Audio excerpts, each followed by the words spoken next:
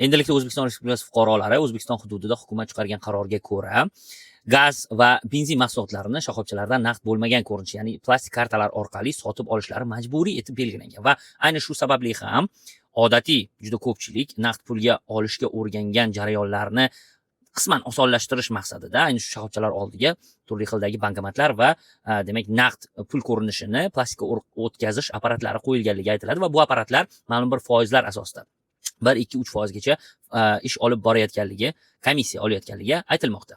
Eng avval hukumat tomonidan bu narsa qabul qilinishidan oldin xalqqa buning nega ayni shu ko'rinishga olib kelinganligi va ayni bir to'lov turi majburiy etib belgilanganligi to'g'risida tushuntirish ishlari olib borilishi shart edi. Ijobiy fikrlashga harakat qilgan holda hukumatimiz demak qora bozordagi qora iqtisodiyotni oqlashtirishga harakat qilyapti desak bo'ladi. Ya'ni ayni bir qora pullar naqd ko'rinishda bo'lishi va ularni aynan eng ko'p foydalanadigan mahsulotlar orqali oqlashtirishga harakat qilinayotgan bo'lishi yoki balki aynan shu benzin yoki gaz shoxobchalari juda katta daromadlarni yashirishga urinayotgan bo'lishi mumkin va buni ayni shu yo'l orqali oqlashtirish yoki soliqqa tortishga harakat qilishayotgan bo'lishi mumkin.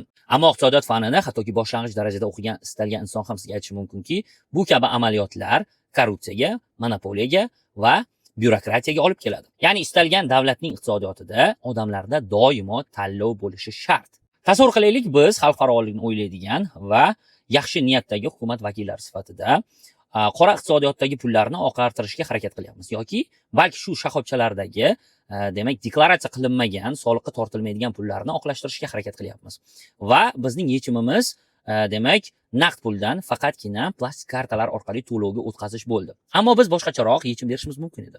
U ham bo'lsa, demak jarima sifatida emas, ya'ni xalq uchun tanlovni qoldirgan holatda istalgan turdagi to'lovni amalga oshirish mumkin, lekin siz agarda karta orqali, ya'ni naqd bo'lmagan ko'rinishda to'lov qiladigan bo'lsangiz, biz sizga 5% cashback beramiz. Ya'ni rag'bat asosidagi iqtisodiyotni shakllantiradigan bo'lsak, o'z-o'zidan shu biz istayotgan tizim shakllanishda davom etadi. Undan tashqari, demak, bu pullarning aylanishini shoxobchalar uchun qiyinlashtirishimiz mumkin yoki naqd ko'rinishdagi to'lovlar uchun xizmatlarni yoki liniyalarni, ya'ni ayni bir kolonkalar faqatgina demak naqd ko'rinishda ishlaydi va u 5 ta kolonkadan bittasi bo'lishi mumkin. Ya'ni agarda siz naqd ko'rinishda to'lov qiladigan bo'lsangiz, siz biroz kutib qolishingiz mumkin bo'ladi. Shu sababdan insonlar tabiiy holatda, rag'batga ergashgan holatda cashbacklar uchun, qanaqadir bonuslar uchun intilishadi va doimo sekinlik bilan bu odatga aylangan holatda o'z-o'zidan xalqni turli xil tanlovlarsiz qoldirmasdan, jazolamasdan tizimni shakllantirishga imkon beradi.